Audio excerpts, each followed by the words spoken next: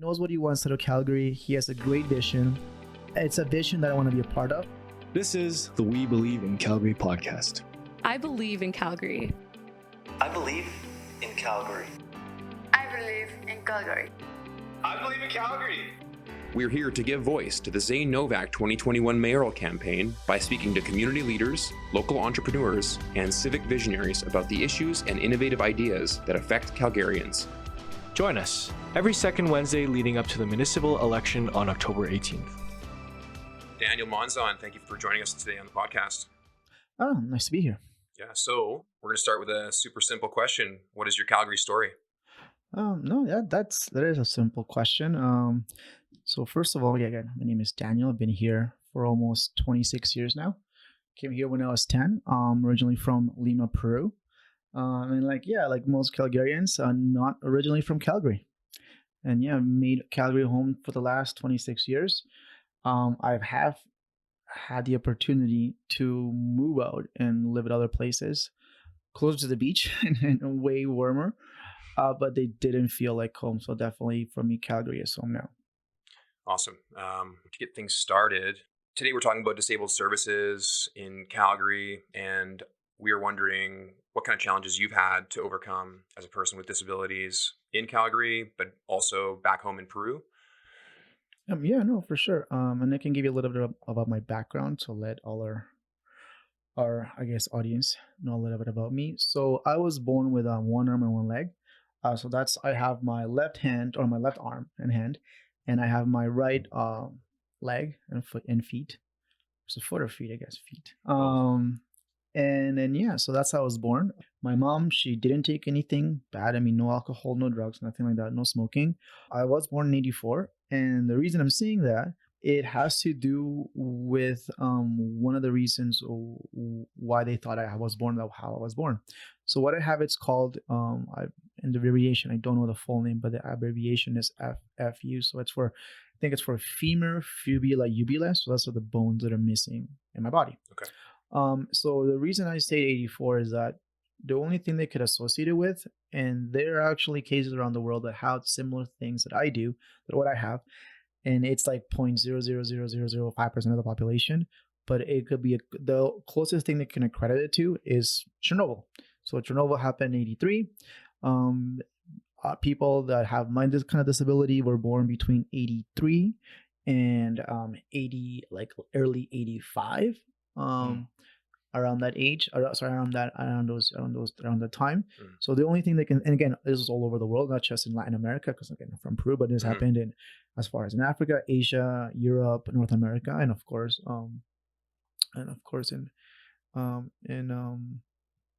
in Europe as well, because of Chernobyl.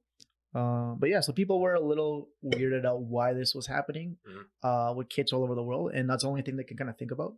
Okay. Or that makes sense to them, that it's like, okay, well, this happened at this time. The births that happened, the people that have this were born between these years and this time right afterwards. So that's kind of what they think it is. So because of that, I was, growing up, I needed to have a prosthetic leg. And of course, at the same time, I tried to wear a prosthetic arm. It didn't stick. So the help I got in Peru was very little. It's unfortunately, it's a third world country, developing country, and people with disabilities are almost shunned away. I was fairly lucky to be born in a middle class family, and doesn't even exist in Peru. I mean, 98% is poor, 1% is rich, 1% middle class. So extremely lucky to be middle class. If it wasn't for that, I would have probably been in an orphanarium or abandoned or seen as just bad luck.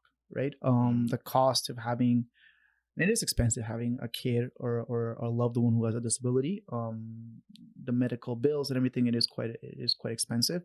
But I was very lucky. So unfortunately, they couldn't find much help for me in Peru, but we did find some help here in the States. Actually, the Shriners hospitals took me in when I was about 5-6 years old, and up until I was 18, they looked after me. And one of the main reasons coming to Canada is the services that we're providing. So when my parents started to look at looking for better opportunities for me, they realized that Peru was going to be very limited, even with an employment. They knew that employers might not take a chance on me because the way I looked and my disability. So they're like, we need to give him the best start, the best chance possible. Mhm. So they started looking at the States and Canada. In Canada, especially Calgary, where we had a family here, but the immigration system was a lot more straightforward. With American was a lot harder to get into, and not a lot, very vague, not a lot of credible information compared to Canada's immigration system, which was very to the T, Mhm. based on points. So, it's if you have this, it equals 10 points. If you have that, it equals 5 points. And all it's just very straightforward. So if you're able to do this, you qualify, welcome to Canada, Mhm. But again, the process was more streamlined, but there was checks and boundaries all along the way. But again, it wasn't so vague like in the American one. Okay. Um, I'm surprised to hear that because I've heard generally that Canada can be a bit more strict. Maybe that's for work visas or this and that, but I would say, yeah, it is a bit strict. And like maybe I should speak a little bit about that. So for example, my parents were really lucky. I was lucky. And my both parents have university degrees. So university degrees gives you like 20, 30 points. yes, Having a master's gives you another 50 points. Speaking English, like Mhm. knowing the language fluently gives you this many points. Having a certain amount, I don't know if this is new now, but I think back then if you had a certain amount of money, it was some points, but not Mhm. a lot. It was mainly to do with your job experience, education, and language. So Right. if Okay. it was like things that Canada was looking for, you had a higher chance. So sometimes if you were a lawyer, well, we don't have enough lawyers. If you're a doctor, we have enough doctors. But maybe if you were for the trades or different industries, you had a better chance too as well. Okay. So Canada did a pretty good job of communicating that to immigrant embassies, like Canadian embassies all across the world. They were pretty good at communicating that. And again, so it was a lot more transparent. But the point system, it maybe is a little harsher because again, you need a certain amount of points. But to Right. me, it's like clear. And just because you don't have secondary or post-secondary education didn't mean it was impossible for you to come to Canada. There's still ways. But I like that it was straightforward. Oh, okay, here's like a map and here's what you need to do to kind of follow it. Yeah, when you first hear the points system, it sounds a little bit cold. But if at the same time, the fact that it's straightforward and where you stand, that's obviously important. So when you spent some time in the U.S. prior to moving to Canada, so you weren't actually a resident then. You were just had some medical service done in the U.S. before you came to Canada, or? When I was going to the States back and forth, that was okay and that's not a problem. And again, I was spending there, so from years when I was from 6 to 10, 2 to 3 months out of the year, every year I was going to the States, to Miami, to that hospital, Shriners Hospital. But then when I came to Canada, we moved hospitals to Spokane, which is a lot closer. Okay. And then the only thing that really changed there was just the location was a lot closer for me to go to visit it. Mhm. And the frequency was lower, so instead of going 2-3 months, I became a month, once a year. But I still would go to all the Toronto hospitals were the main, I guess, group organization that provided me the help for the prosthetic leg. Mhm. And at the time, they wanted to give me a prosthetic arm, but it just didn't stick. I played a lot of sports, and because I don't have a stump in my arm, it's just nothing there. The prosthetic arm would cover my entire chest. So if I were to fall down, it could crack my ribs, and that was just Okay. too high for something that I just thought looked aesthetic. So it's like, I don't care enough to look like I have two hands. So then I don't play sports. And I'm like, no, that to me is not that important. I'm like, I'd much rather have functionality Right. and play sports and be active than not be active because of that reason, because aesthetics, right? But again, the prosthetic leg, I use it every day and it's super functional for me. So it's great. And one of the things that definitely helped me out here when I was in Canada, this is more, I guess, a national program. It's the WARAMS and CHAMPS programs. So WARAMS definitely helped me out. I went to a couple of the conventions, and that to me was the best help that I received here in Canada, because it wasn't so much about, oh, poor you. It was more like, wow, you're here and look at all the amazing things you're accomplishing. Look at the amazing people around us. Look at all the great things you could do. And a lot of it was like small group sessions. And the first one I went to, I think it was 12. And the people running it were other WARAMS graduates, or people that would still go to the WARAMS that were 16 or 17 years old. Okay. That you'd be like, wow, you're like me, a couple years older, like I'm in high school. But they're like, yeah, I have a prosthetic leg, or I have one arm, and I do normal things. I'm in the basketball team, and I was like, you're in the basketball team? How? I was like, I have a prosthetic leg. I have two hands. I can still shoot. And then the silliest one for me is like, you talk to the guys, and They'll let you know what their sport experience or school experience. And of course, you always ask them, do you guys have girlfriends? Like, yeah, we do have girlfriends. That doesn't like, oh, okay. So again, you started thinking, oh, I can have a normal life. Okay. So it wasn't so much about, I would say, any kind of like, it was more about emotional support and just talking, having a frank discussion. Like, how do people see you? How do even teachers see you? So it wasn't so much, it was more how, I guess, the perception of people towards people with disabilities and what we could do to bring awareness. So the whole camp and the convention was always about bringing awareness and what you could do, talk to your friends that, have 2 arms and 2 legs. I guess, I don't want to use the word normal or whatever, and how you could talk to them and let them know, hey, be, the whole champ programs, stay safe, but also what, hey, I'm a person with disability. I have a prosthetic leg or a prosthetic arm or I'm in a wheelchair or whatever your disability was, but hey, we're here and there's nothing to be scared of us, right? So I really like their messaging of just bringing awareness. Right. And I think that helped out a lot because in my adult career, my professional career, people that know about the war amps or have friends that know about the war amps or champ programs, they would treat someone like me with disability normal, when the programs or the services that I would feel that the city of Calgary is trying to do, maybe Alberta government is trying to do, for someone that's 18 and over and trying to find a job, it's not this. It's like a different kind of. I know it's a different kind of services, but it's not the same kind of help. I feel one is almost done because you have to do it, so put in a tax line so it looks good, while the other one is just more organically.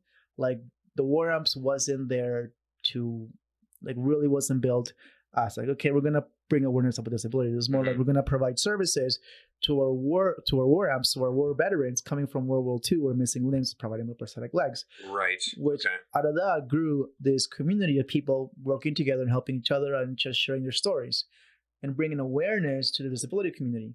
Yeah, and sorry to interrupt. I was going to actually ask. So the name War Amps kind of indicates that it is war amputees, but clearly the organization has become much more than that. And yeah, it sounds like it's providing just a good platform to put you in touch with people who you can relate to, who maybe a bit older than you, who have experience with this organization and can kind of speak to that rather than just kind of an activism type. The ALIS you mentioned. Yeah, exactly. And so ALS, that's more for, like, I guess it's if you're looking for work and you're not talking about disabilities, it's just that the I think it's the Alberta Labor. Yeah, I have the website open here. A lot of colorful pictures, but it's hard to tell what they're actually about here. Yeah, exactly. So it's think of it as like a staffing company with people with disability. I guess that's the best way of putting it. Okay. So they try to help you find a job and all that stuff. They're really helpful, but I almost feel that they're doing their best they can, but they're missing the mark. And maybe or at the same time, maybe there's different kind of needs for different type of people and different kind of services. Maybe there should be one service. Maybe it should be a bit different needs for different people. Maybe I'm not saying this right or properly, but I feel that there's a lot of range of things that people need help with. Some people do need help with their confidence if they have a disability, applying or looking for a job. Others need assistance, such as equipment, to get a job. And the others, they just need a bit of guidance. I felt that I was more in the guidance area. And ALIS, that was more, I felt, they're missing the mark. You're talking about how they're missing the mark as far as providing different type of people with different services. Where they maybe should not do a blanket template and apply it to someone like yourself, who, as you mentioned, I have a working relationship with you, and I know you're highly intelligent, and you certainly don't lack confidence. So I don't think it's necessarily applies, and like you said, different equipment for different issues and that sort of stuff. So. Exactly. So that's a good segue actually. And I would say one of the things is that it's not just a blanket service for everybody, but trying to give everybody the right tools so they get that makes sense for them, right? So what I found with ALIS is that it was very like, okay, we're gonna get you an entry level job because that's all you could do. So it's not like I don't know if that's the right attitude they had, but it was almost like I think even them were still trying to be like, okay, well, we need to make sure that the people with disabilities get hired, but we don't want to over promise or we don't want to like be in a corner with those employees saying over deliver with those employees saying, yeah, this person has a disability, but they can do everything you're asking them to. So then when the employee with disability will go to that company might be like, well, hold on a second, you can't do all these things that this organization told me you could do. There's a problem here. I need to do this. So I think a lot of the people working in this organization, from my point of view, and I could be wrong here, I felt that they were a little, and sorry, this kind of sounds like a little silly, but they're working with one hand tied behind their back, because I felt like they wanted to help, but they were very limited to what the resources they were able to do. But at the same time, I don't think they understood how. Not because they didn't want to. It's just because they'll have to keep quotas and they gotta keep numbers and all that stuff. And I understand that, but I don't think they were given the tools. They weren't given the seminars. They weren't given the chance to learn how different services could impact different people with disabilities. Okay. I feel if they were given the seminars, they were given the right education information, they would have realized, okay, some people do need, for example, they would do a really good job at assessing people's confidence because they thought confidence was an issue. And for 8 out of the 10 people going there, yes, it was. But if you don't fall in that area, you're like a duck out of water. So Gotcha. for me, I was like, I don't fall in that category. Now, there's another category too that people would go there, have high level of confidence, very highly skilled level, but they needed equipment. And by I mean equipment, whether it be kind of a special wheelchair, a special kind of laptop, a special keyboard, a hearing piece that maybe was for dictating, like, for writing, special equipment that would help that aided with their disability and any kind of, like, I guess, equipment that unfortunately the disability limited them would help them or aid to do their job. So again, either whether it be equipment or a little bit of mentorship, and I think I fell on those two latter ones. And it meant, again, people that were incredibly highly talented individuals, and they would go to the center, and unfortunately, it's like they weren't looking for that confidence they had. They were just like, hey, can you put me with someone that has this tool, this software piece that I can just talk to it and it writes for me, because let's say I have no arms, right? How am I going to type? Well, you got to figure that out, right? So they were highly intelligent people that could network with people, and they were able to get their own jobs, but they needed that tool, and that software was really expensive. So it's like, okay, well, the company doesn't want to give it to me. I need it. This is the caveat. This is the thing that's stopping them from hiring me. Right. So how successful were they, at least on that aspect, by providing that equipment? They didn't provide that equipment. So no, they didn't. So that's one of the things that I wish that they would have done. So it's provide that kind of equipment. So it kind of helped that. Like, so I guess what I'm trying to say here, maybe just because I know I can tend to talk a lot, is more of awareness. I think these are kind of organizations should have done more awareness. If companies would put it this way, we all grew up in a different era than our parents did. I know I grew up in an era where LGBTQ was more acceptable. I have a lot of friends in the LGBTQ community, and to me, it's nothing. It's nothing weird or not normal. To me, it's just people being people, right? But I still think we're farther down the line when it comes to people with disabilities. I think it's a subject people don't want to talk about. So for me, how I see that is that now you have companies being so aware of LGBTQ and the movement and how and the oppression how the people that were in the LGBT community faced. I feel that the people in the disability community need that kind of awareness from two companies.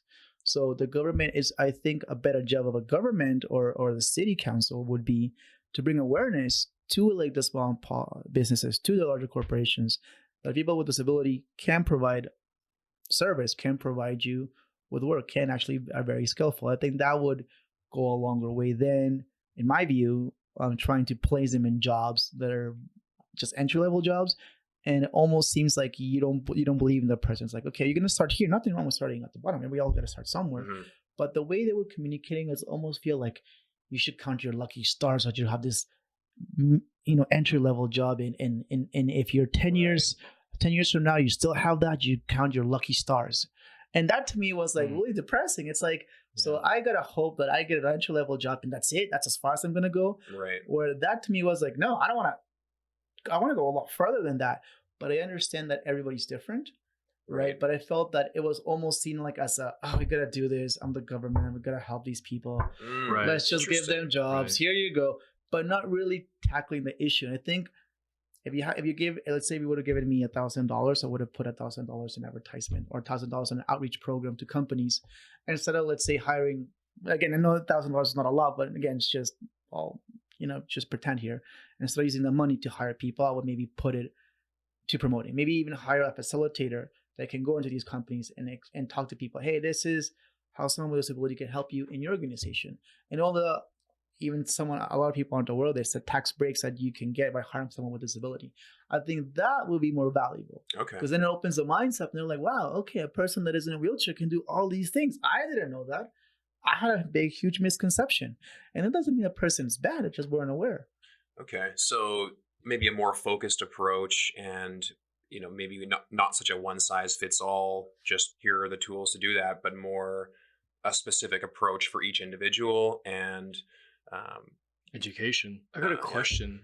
I didn't really ever think about this until you started bringing this up, but do you think it might be a case from people that they feel that for people that aren't really aware, they might just feel that it's been handled and people with disabilities, they assume get these services regardless? Yeah, I think that's what it is. I think people think it's been handled. So because it doesn't get talked about, I think like, oh, it's been handled. Right. I think the biggest thing is education. I think education is really important.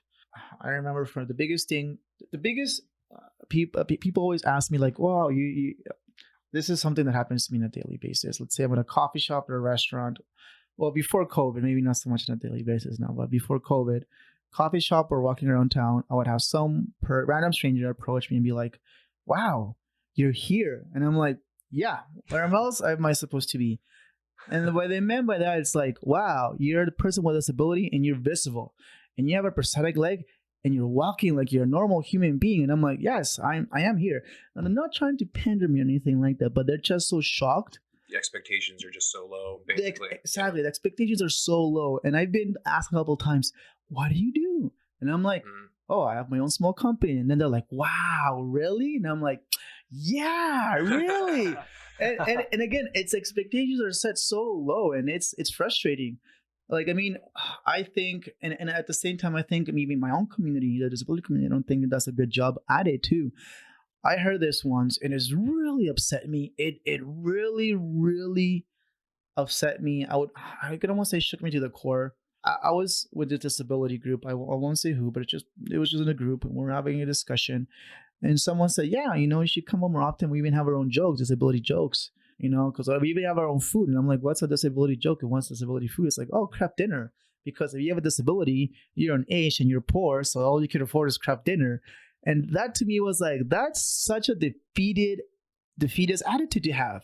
That it's like, oh, it's okay, I have a disability, so no one can expect nothing of me, but it's okay because that's okay because no one expects anything of me. And that to me is like, what? No. That to me, that's not me. That's not who I am. I want more for myself. But again, I think that's the expectation sometimes society leaves on people with disabilities. I was lucky that I had a mom and dad that pushed me. Right. I mean, I had a father who was very honest and frank, and he told me, Daniel, because how you were born, people are going to look at you differently. And this is what I'm going to tell you. And this is true to today.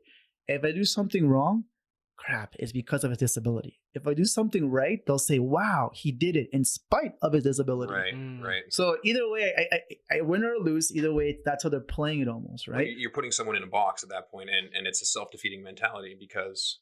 And so I want to talk a bit about that in terms of your career success, and we kind of skipped over a bit of that. So early on, your experience with War Amps obviously was beneficial. Was there anything you can pinpoint that really helped you? It doesn't have to be a specific service or just whatever in your life helped you get to where you are now. Honestly, as silly as this sounds, it's definitely a lot of people, but my mom for sure, my parents for sure. My parents pushed me. They put me in kindergarten when I had a lot of psychologists tell me that you should not be put in kindergarten because you'll get made fun of. But I needed to learn at early in age how to communicate with other people. Mm-hmm. And I think that was the biggest surprise my mom got when my engagement with people in kindergarten was very friendly and I made a lot of friends. So she was worried. But he knew that it would help me out further down the line because, I mean, I'm not going to lie here. Like, I've got picked on in junior high and high school, it happens. But I was able to defend myself in a proper manner without, using, I guess, negative words. Again, but because of my mother and my father, they believed in me in such an early stage that I needed to be like everybody else. But I think, and again, what really is like a moment, and sometimes I forget about this, but it's always, there's moments in your life that happen to you and they're like just burned in your memory. For me, it was the war amps, going to the first camp, making all these friends and seeing all these different guys and girls. And I'm like, whoa, they're with disability. And they all seem like me. They're like normal people, just kids wanting to have fun. That's pretty cool. Maybe there's something here. Maybe I don't have to have this life of like just low expectations, right? Because I didn't want to buy that. I thought, again, that's not what my parents wanted for me, but that's what I felt society wanted from me. The lower my expectations, the more I was compliant or going along with society. So when I went to this Warm group, I remember going to the smaller group, like a workshop of 6-7 people, and 2 of them were teenagers, and one of them had a prosthetic leg, and he had like they had the tattoo of like Tasmanian devil on it, like the drawing on a prosthetic leg. And I thought that was really cool. And he was talking, and I was like, yeah, man, I mean, this is how I was born, but I got friends, I have a girlfriend. And I was like, that to me was like really weird at the time. Because again, it's one of those things that it's like, whoa, you can have a normal life that all your friends, all your buddies are doing. So it was like, okay, it was like it just still remember that. I mean, the guy would just seem like any other teenager, but I think him saying those things to me, I was like, okay, I know when I go to high school, I can have a normal teenage life. I can have the same experience as everybody else. And I think that helped me because it was that demeanor that me able to socialize with other people that helped me with my career. Because then move along to university and I joined a fraternity right away. And I only joined a fraternity because I wanted to meet people, but I also wanted to see like, hey, is my disability going to be a hinder? And I learned it wasn't. It was like, if people like you, they like you, right? If people don't like you, it's because they don't like you. Yeah.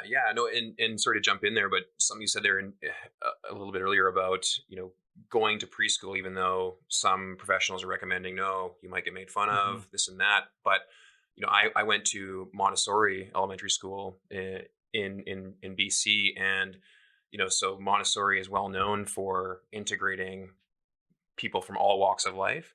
So, and again, speaking to the point you made about LGBT, when you're going to school in an environment where there are LGBT people and there are disabled people, from that super young age, of course, you just interact with them as human beings, and then that ignorance doesn't kind of manifest itself as an adult because you learn all throughout your childhood that these are people just like anyone else.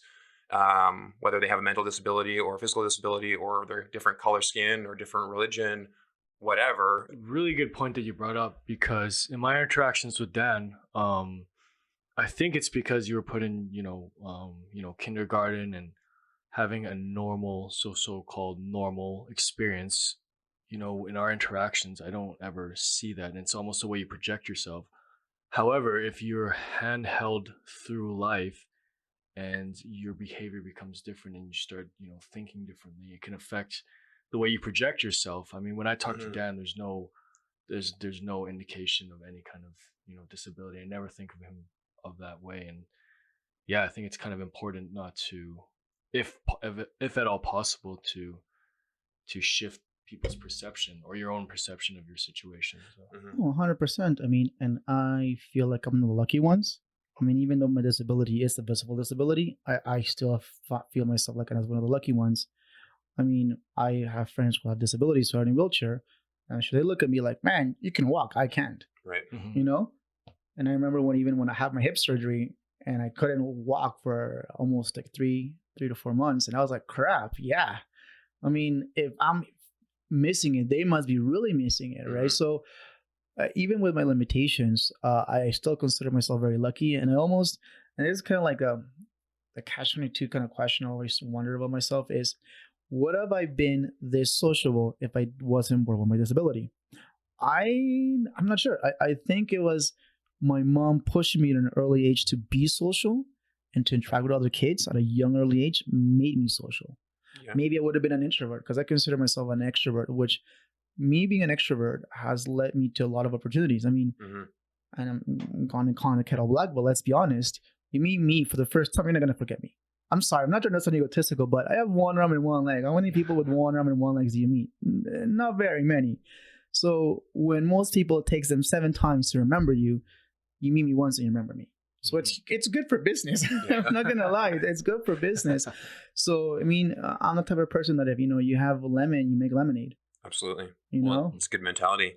And before we talk about your current career, I wanted to ask about your experience with the Disability Pride Alberta Foundation. Can you talk a bit about that? Yeah, no, for sure. So through like all the organizations and all the associations that I've been able to work with or be a part of and also help with, it's all just been through networking and talking to people, which I find it a little unfortunate. I wish it was more the government branding it or maybe letting people know that, hey, this exists, but it's almost always these small, tiny associations that people reach out to you because they know you or a friend of a friend, right? So with Disability Pride Parade, it was it's the Disability Pride Alberta Association.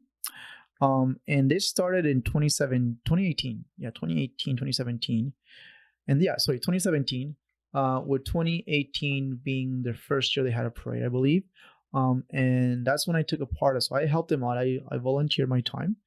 Actually it was a bronze sponsor of their event because I volunteered. I did all the social media for them.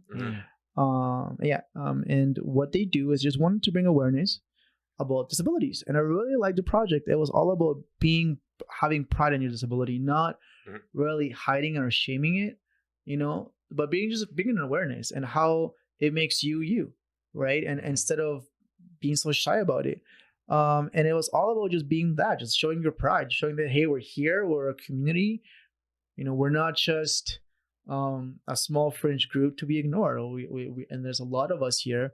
And when people think of disabilities, people think of, it's a physical. No, a lot of people have mental disabilities, especially mental health, and people weren't aware of that. So when I first got involved with them, and I remember reading all the people sharing their stories, and from different backgrounds and different religions and different genders and different creeds and different sexual orientations, it was really interesting to me to find like, wow, these are all these people with disabilities, have their own story, and they're not even me, like, who's a person with disability. It's something I've never thought of. Wow, that's a really neat story, like how they overcame, but they're so prideful of what the disability means to them. Whether it be someone like who has lupus, whether maybe someone with Down syndrome, who is someone that's blind, someone's in a wheelchair. I mean, different stories of people not letting the disability define them, but almost showing the disability that's like, it's not disability that can stop me, but it's a part of me, and I should celebrate it. And I found that really neat and interesting. So we ended up doing a parade. It's called the Disability Pride Parade in July 2018. And I think they organized it the same day as the Lilac Festival. So there's a little bit of a conflict there. But it did have at least, I believe, 1,000 people showed up. Oh, nice. Marching on Stephen Avenue and ending it in Olympic Plaza. We had the police services there, the fire department, CBC News was there. It was really well done. Andrea, who's a lady running it, she's a wonderful, wonderful person. And again, she's the one who reached out to me, and it was through a mutual friend. A friend of mine was like, hey, my friend Andrea, she would love to talk to you. And I was like, sure, why not? She sent me a message on Facebook saying, hey, the organizer for Disability Pride Alberta, she told me the whole story, how she went to Vancouver and she saw that there and she thought it was really neat and interesting. I'm like, that's why we don't have that here. And she started getting all the funding and everything, and then she just got in contact with me and she's like, hey, would you want to help? And I'm like, yes, I would love to help. And then I got involved with them. I only got involved with them that 1 year. Okay. I still keep in touch with them, and I go to the parade. The last one was in 2019. Of course, unfortunately, last year was COVID. Yeah. Yeah. Otherwise, there would have been one. Okay. But yeah.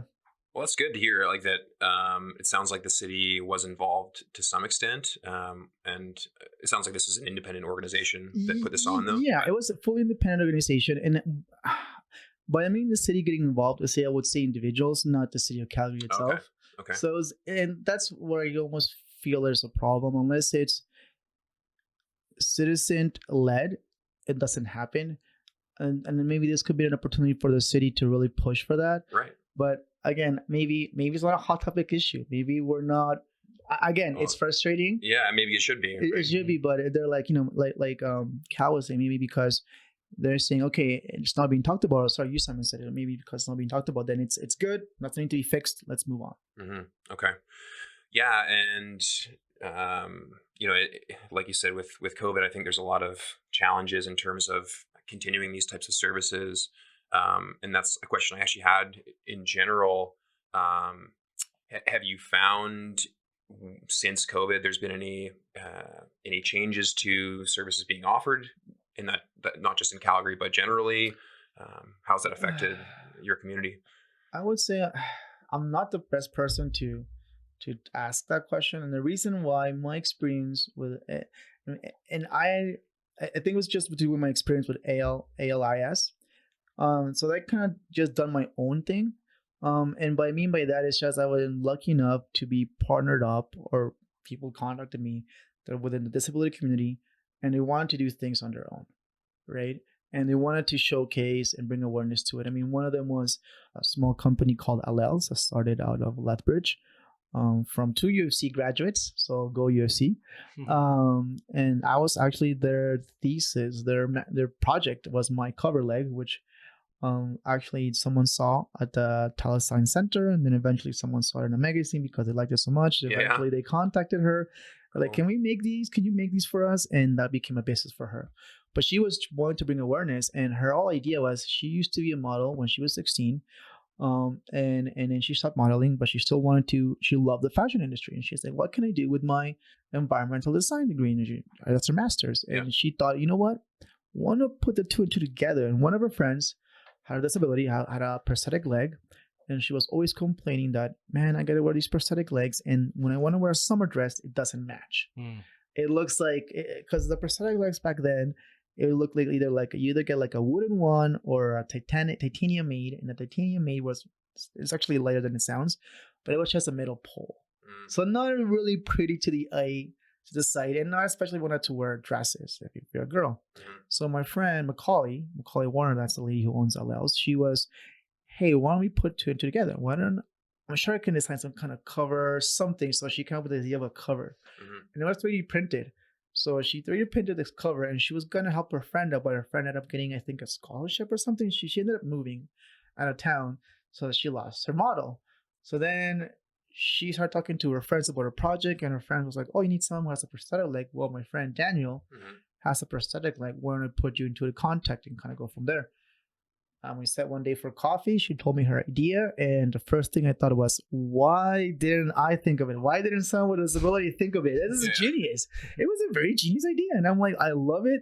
I want to be a part of this project. Let's go ahead and do it.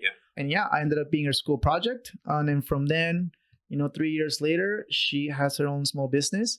But again, that was all citizen-led initiatives by people who wanted to bring awareness about disabilities. The other one was Maker Fashion. They partnered up with Maker Fashion. Maker Fashion. I think hopefully I'm saying it right. And again, I was in a modeling shoot for wearing clothes for people with disabilities. So bringing awareness to that. So that was really, really interesting, and I was asked to do that. I've also been involved with, for example, there's another one. One of the clients that I used to work with, DMG Construction Masonry Company, they wanted to do a disability fundraising event, because they were like, hey, we work with you. We like working with you. We want to bring this as an issue, something we can do here. Again, that was just a company wanting to bring awareness.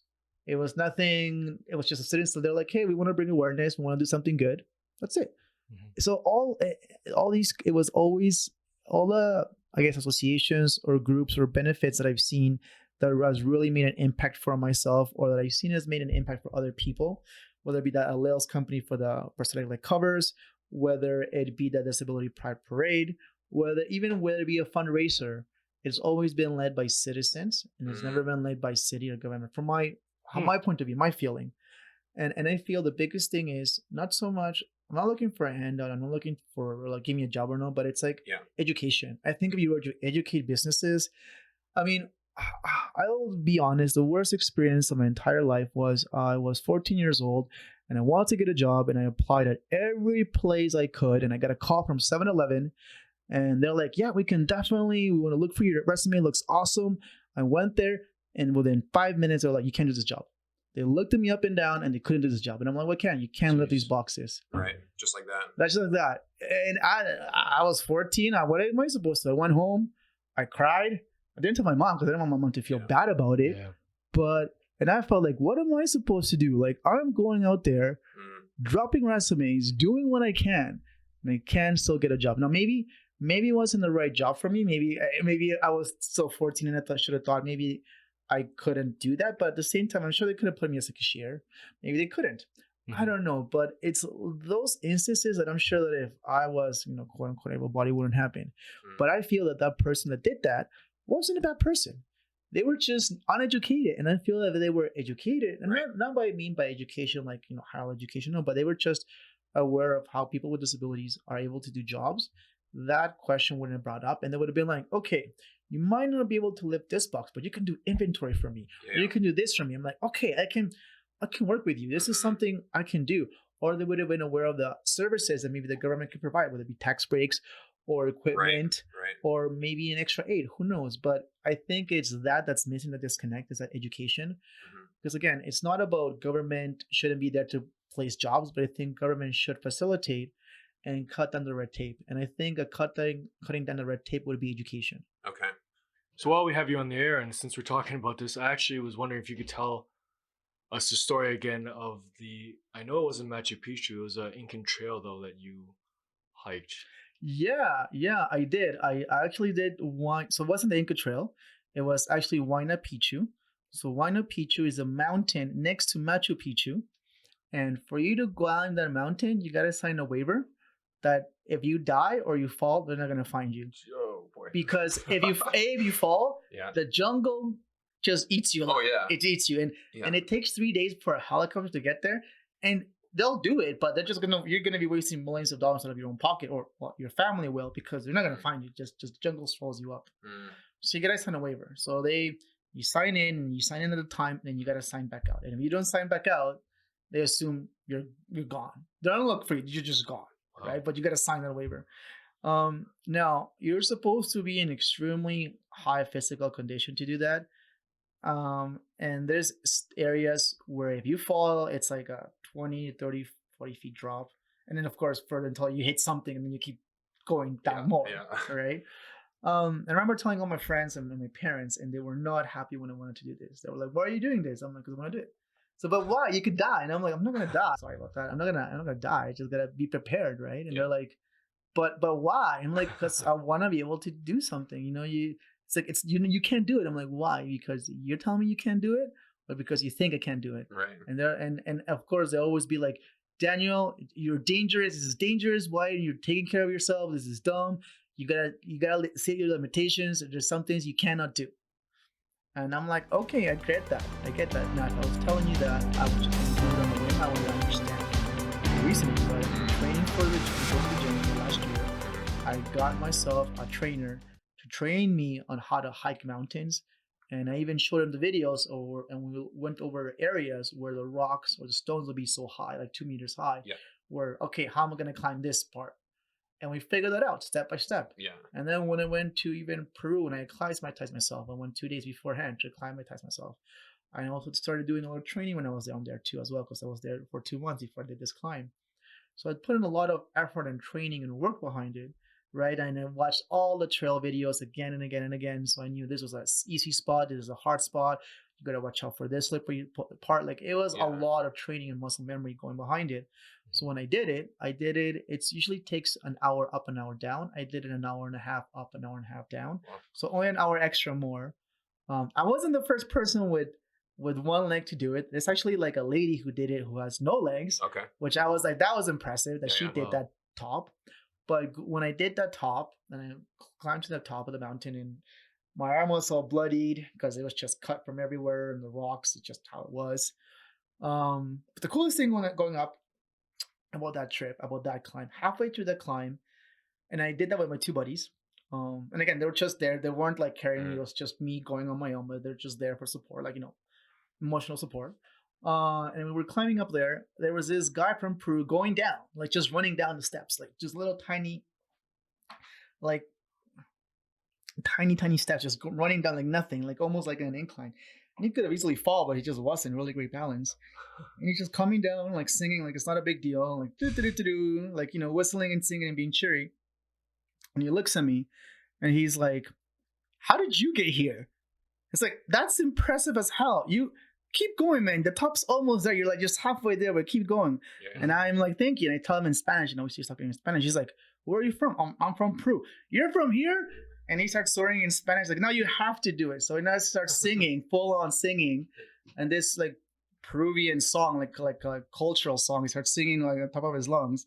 And when I heard that, I'm like, okay, now I have to. Now, there's no way I cannot finish this climb. And that was the coolest thing, because I almost felt like it was those serendipitous moments where you could refer to that and be like, I swear, I don't know, that guy shouldn't have been up there, but he came down and he saw me and started singing, and that was a little bit of, I guess, push. I needed extra little bit of push. It was almost movie like. It was pretty cool. Anyways, you get to the top and I see everything, and the view's incredible, and I'm out of breath, and I was just tired as hell. But it was such a great feeling and accomplishment. And when I went down, and I went down to the mountain, and when I was coming down, I went sitting down on my butt, like the whole time, just and I'm like, I don't care if people behind me are complaining and yelling at me. I'm taking my time going down the stairs. Like, I don't care. I'm coming down. I'm going up alive, and I'm coming down alive. Yeah. And I came down the mountain. The guy was like, I can't believe you did it this quick, and I can't believe you're alive. Yeah. I signed out, and he's like, here's the map. Keep it. You should keep this map. Like, we don't do this. I'm like, oh, thank you. I'll take it. And I remember calling my family and my friends and people that said I couldn't do it. And maybe to rub it in or not, and they were like, I can't believe you did it. You actually did it. It's like I think maybe that just describes my personality in a whole. I'm the type of person that's always been told, you can't do it. You can't do it. It can't be done. And I'm like, why? Because you can't do it. And I think a lot of it is very egocentric, egotistic, all that, because we cannot ourselves do it. Therefore, you cannot do it. Anything is possible. One of my mottos for me that I really try to live by, and it's not religious, it's not spiritual, and it's almost geeky, and it's, if you guys read, I haven't read this book, I'm ashamed to say, but I watched the movie, so it's not the same, but it's A Hitchhiker's Guide to the Galaxy. And the whole answer, or the reason of the book, is what is the meaning of life. And when you ask the computer what the meaning of life is asterisk. And asterisk means, to them, it's 42. Because in code, asterisk just means 42. Right. And why is it 42? Because the answer is whatever you want it to be.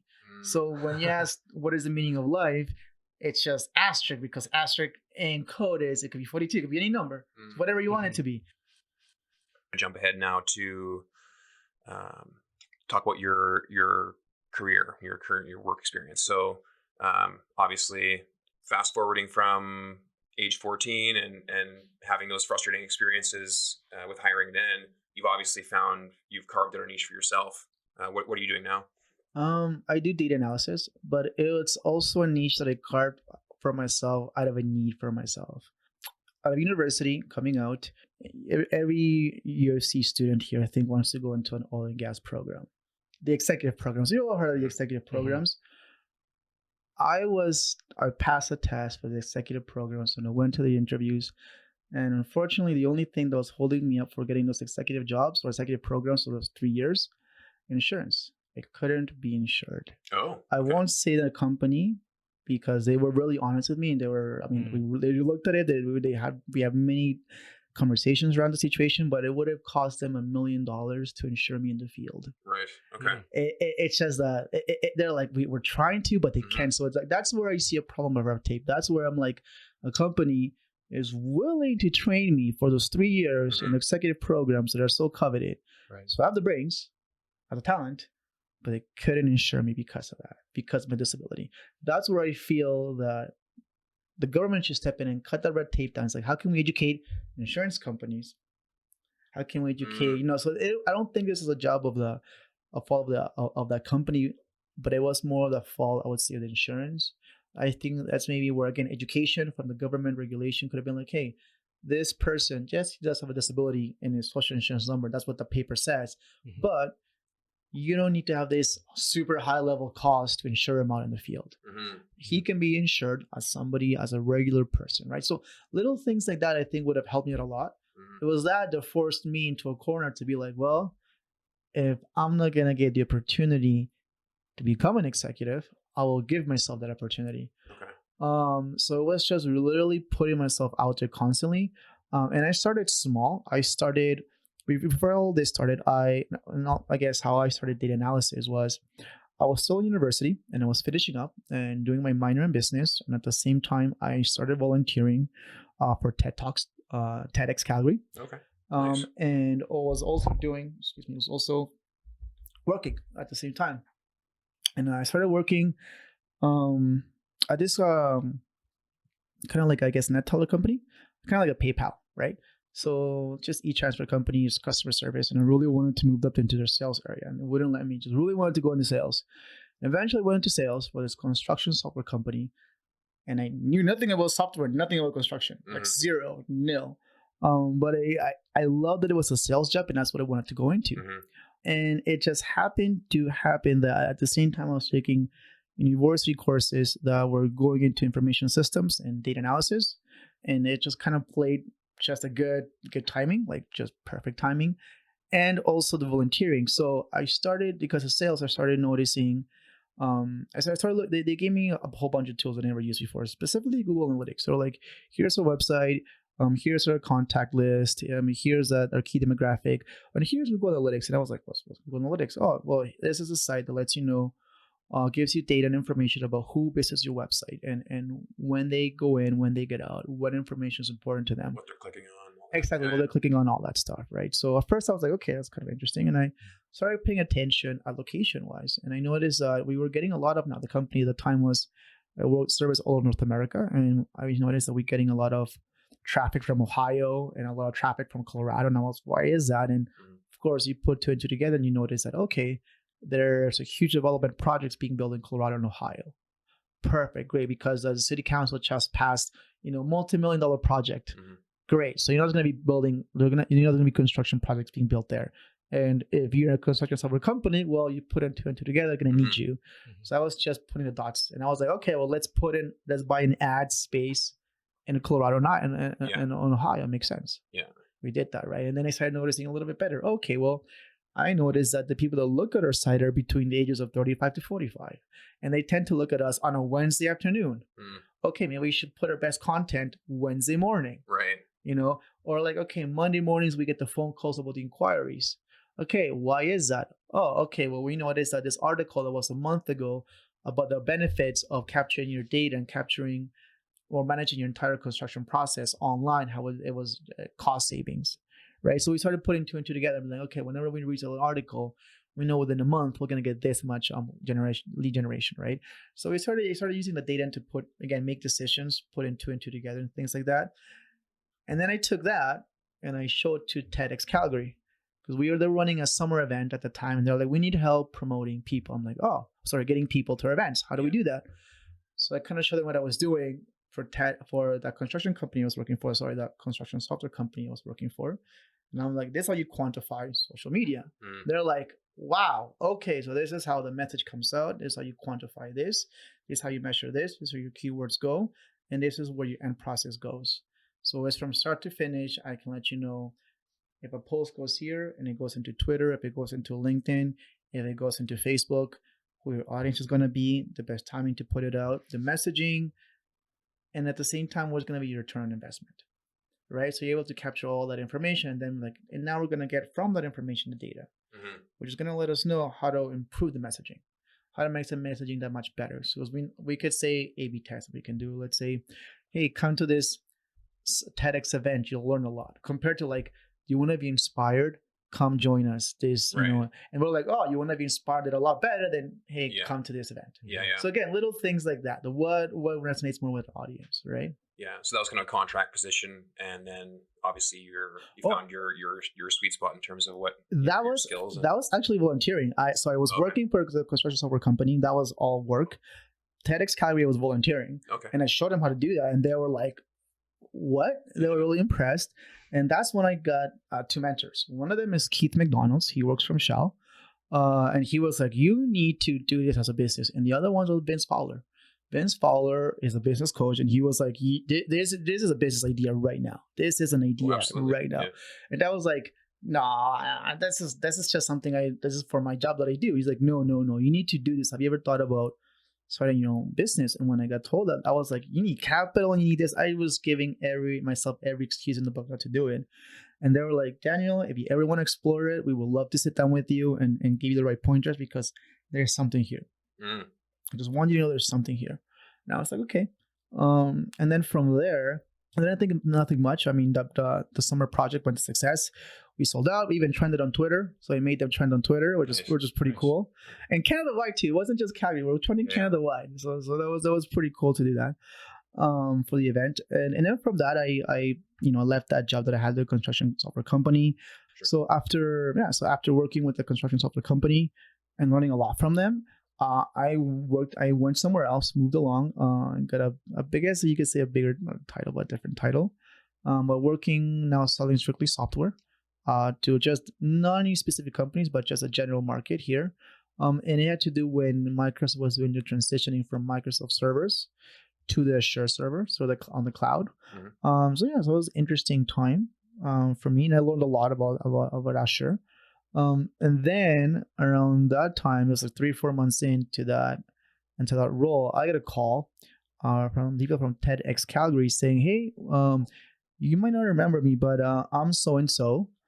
We loved what you did and showed us for the social media, how you're quantifying and how you're using data to quantify social media. We have a project coming up. Would you be interested in it? Or would you know someone that would be interested in it? And I was like, yes, let's sit down. I'd love to. And met up for a coffee and kind of went from there. And then the project was a small one. It kind of was like a 3-month thing. I was still working at the time. The project ended. And then they're like, okay, well, this is just the initial part. We are going to opening up our online store. When that picks up, we want you full time. Would you want to do that? And I'm like, yeah.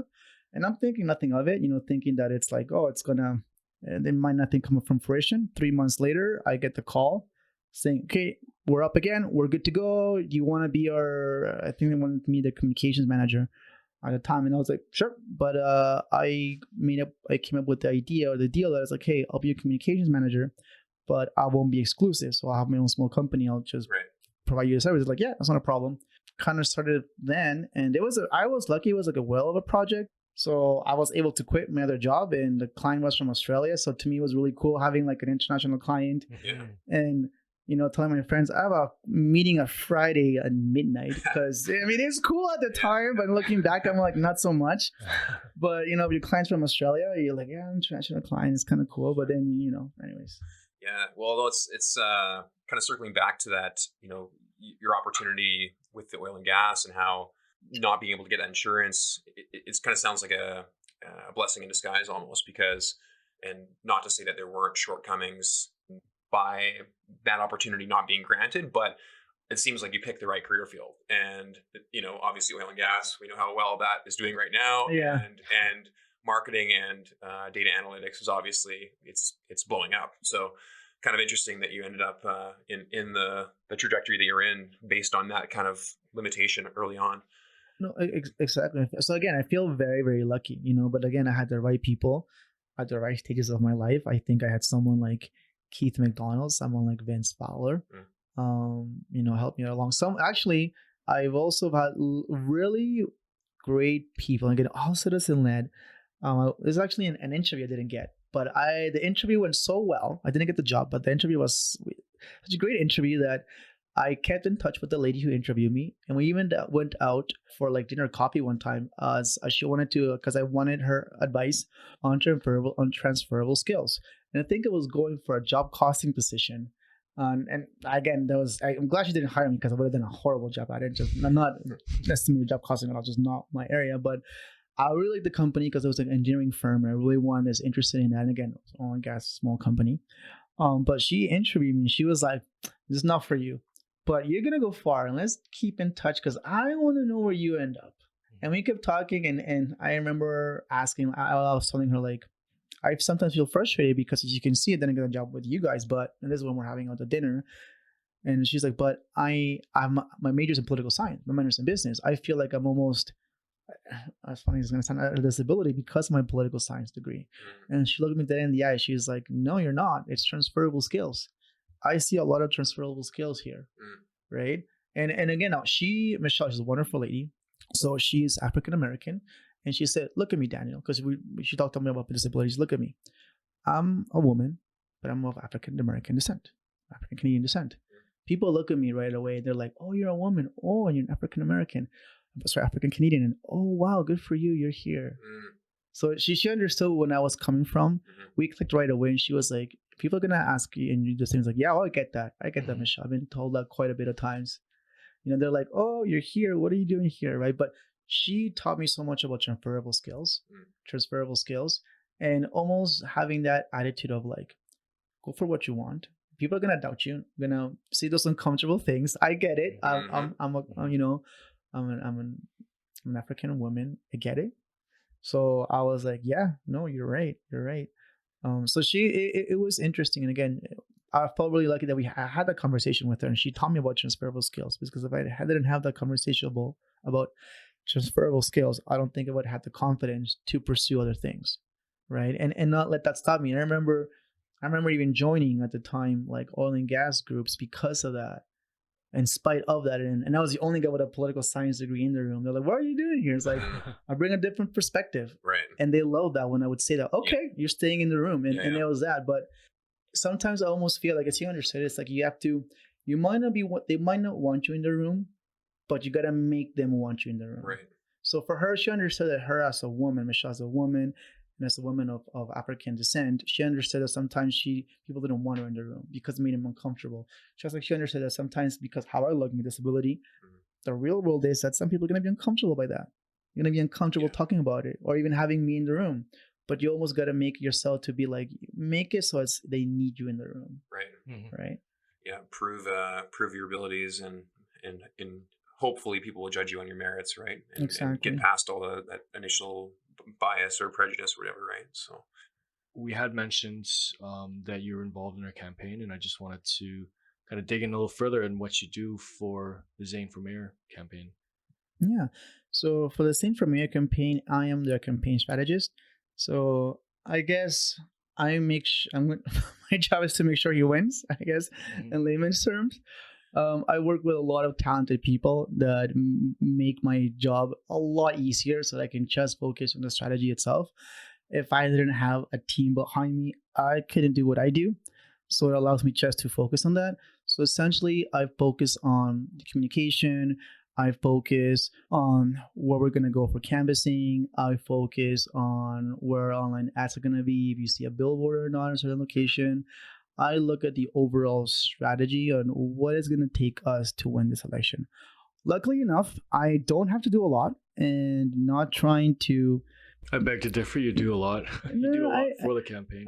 I would say yes and no, but I would say I don't, because when you have a candidate that's easy to work with as Zane, it's not that hard. I mean, I don't lay at night worrying. I mean, I worry about other stuff, but not about the candidate. And I've worked and I've been involved with provincial and federal campaigns.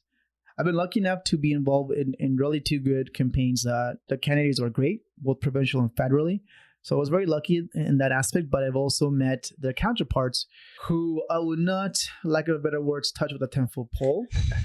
And there's some people that care about people, that are in politics, and they see it as I'm just an administrator, and that's all I am. Mm-hmm. They might be in political parties, and that's fine, because you have to be in a political party if you're going to go run for provincial and federally.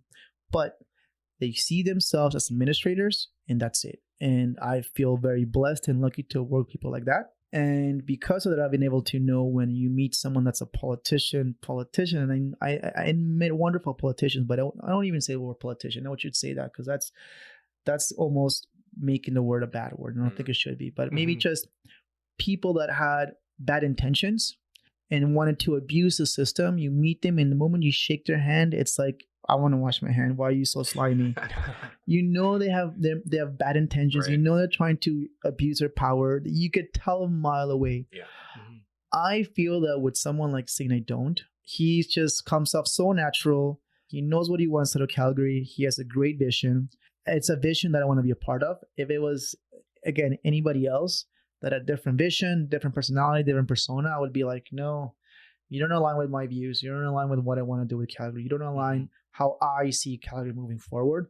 Why would I want to give my sweat, blood, and tears working for you? Right. In a campaign that it's the coolest thing about this campaign is that because it's an almost year-long campaign, and this is the first one it's been like this, it feels like a presidential race, because an MP or an MLA, you just got a campaign for a month in a district. Provincially and federally. Yeah, provincially and federally in a small district. But municipal election, it's unless you're running for councillor, you're running for mayor, it's a whole city. That's a whole different beast. And it's so many different parts that sometimes you get overwhelmed, but at the same time you're like, man, it's almost just gets your wheels turning. The stakes are much higher. Yeah, and it's such a much more complex problem you're trying to solve, but at the same time you look at a challenge and you're like, well, I'd much rather be in the position I'm in right now because I feel blessed and lucky. I don't know if you guys heard about this quote, but pressure is I think I've almost forgotten it. It's something to do with like, no, pressure is a privilege. So there we go. Okay. That's one. So pressure is a privilege. If you're feeling pressure, it's because you're in a position of privilege. Someone has thought of you that you should be in a leadership position, and when you're in a leadership position, you feel the pressure. So pressure is a privilege, because I don't think you feel pressure unless you're in a position of power. And if you are, they're granting you that authority. And if someone's granting you that authority, you should be thankful that someone. It's like a privilege. So maybe this is my geeky side of I love Spider-Man, but with great power comes great responsibility. That's a great quote, though. No, it is. So no, that's, and I was going to ask you why you're supporting Zane in the October election, but it sounds like you've already done a good answer there for that question. So before we thank you for coming on, Daniel, one last question for you: why do you believe in Calgary? That's a very good question. I believe in Calgary because out of all these different cities that have been in North America, Calgary to me is the one that feels like home. Calgary is the one that opened its arms to me and my family when I was 10 years old. And but above all that, Calgary has taught me that there's so many people from so many different backgrounds, and they all just want to succeed. They want a little bit of that, I would say, that Alberta advantage, that Alberta dream of you can come here, have a house, have a little bit of a backyard, blue skies, raise a family. And the beauty of it all is that you can ask any Calgarian, and well, that is a catch 22. Are you from Calgary? And I'm like, no, I'm not from Calgary. I'm from Toronto, or from BC, or I'm from the Middle East, or I'm from South America, or I'm from Africa, or I'm from Europe, or I'm from Asia, all over the world. And it's very rare when you meet a Calgarian who was born and raised in Calgary. You're like, wow, you're rare. Yeah. Right. So you almost feel like you have this bond with other newcomers, people coming to the city because like, oh, you're not from here. Yeah, I'm not from here. Oh, cool. All right, me neither. And you almost bond, and you feel like, okay, this city that we're not born from, or we're not originally from, is welcoming us. So that to me, it's really, really, it's interesting to see. But I guess nothing encompasses better than the Calgary Stampede and that whole welcome Western style that when it's Calgary Stampede. And everybody has the Cowboys cowboy gear on, even though we're not all cowboys. And everybody's like, good morning, how are you doing, howdy. That Western hospitality, that famous pancakes breakfast that we all went to. I think that to me, it kind of shows how the city's caring. So that to me is why I believe in Calgary, is that no matter what happens in this city, there's people that are willing to do what's necessary, what's right to move the city ahead. And I think we still have the right individuals, the right people in the city to get us out of this hole, to get us out of this trouble that our youth are living. But we need to diversify our economy, where our downtown is empty, where unfortunately a lot of our social services or services the city is providing aren't. I think there's a lot of people that are staying here in Calgary because they want to see a better Calgary, because they believe in Calgary. Great answer. Daniel, thank you so much for joining us today and sharing your experience with us. Thanks, Simon. Thanks, Cal.